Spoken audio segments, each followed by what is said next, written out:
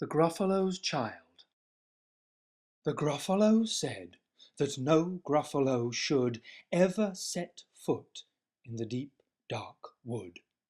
"Why not? Why not?" "Because if you do, the big, bad mouse will be after you. I met him once," said the Gruffalo. "I met him a long, long time ago." "What does he look like? Tell me, Dad. Is he terribly big and terribly bad?" "I can't quite remember," the Gruffalo said. Then he thought for a minute and scratched his head.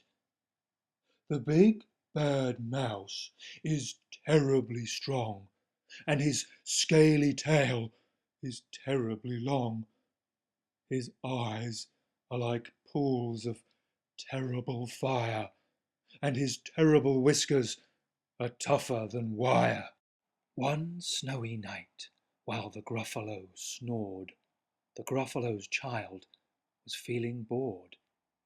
The Gruffalo's child was feeling brave, so she tiptoed out of the Gruffalo cave. The snow fell fast, and the wind blew wild. Into the wood went the Gruffalo's child. "Aha! Oho! A trail in the snow! Whose is this trail, and where does it go?" A tail poked out of a log pile house. Could this be the tail of the big bad mouse? Out slid the creature. His eyes were small, and he didn't have whiskers. No, none at all. "You're not the mouse." "Not I," said the snake. "He's down by the lake, eating Gruffalo cake." The snow fell fast, and the wind blew wild. "I'm not scared," said the Gruffalo's child. "Aha! Oho! Marks in the snow! Whose are these claw marks? Where do they go?" Two eyes gleamed out of a tree-top house. Could these be the eyes of the big bad mouse? Down flew the creature. His tail was short, and he didn't have whiskers of any sort. "You're not the mouse." "Twit-twoo, not I, but he's somewhere nearby, eating Gruffalo pie." The snow fell fast, and the wind blew wild. "I'm not scared," said the Gruffalo's child. "Aha! Oho! A track in the snow! Whose is this track, and where does it go?"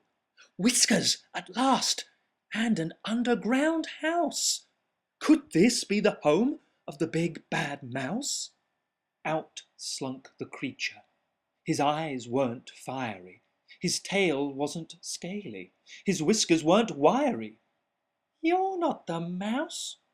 "Oh no, not me. He's under a tree drinking Gruffalo tea." "It's all a trick," said the Gruffalo's child, as she sat on a stump where the snow lay piled. "I don't believe in the big bad mouse." "But here comes a little one out of his house. Not big, not bad, but a mouse at least. You'll taste good as a midnight feast." "Wait," said the mouse. "Before you eat, there's a friend of mine that you ought to meet. If you'll let me hop onto a hazel twig, I'll beckon my friend, so bad and big." The Gruffalo's child unclenched her fist. "The big bad mouse, so he does exist." The mouse hopped into the hazel tree. He beckoned and said, "Just wait and see." Out came the moon. It was bright and round. A terrible shadow fell onto the ground. Who is this creature so big, bad, and strong? His tail and his whiskers are terribly long. His ears are enormous, and over his shoulder he carries a nut as big as a boulder. "The big bad mouse!" yelled the Gruffalo's child. The mouse jumped down from the twig and smiled. "Aha! Oho! Prints in the snow. Whose are these footprints? Where do they go? The footprints led to the Gruffalo cave, where the Gruffalo's child was a bit less brave. The Gruffalo's child was a bit less bored. And the Gruffalos snored and snored and snored.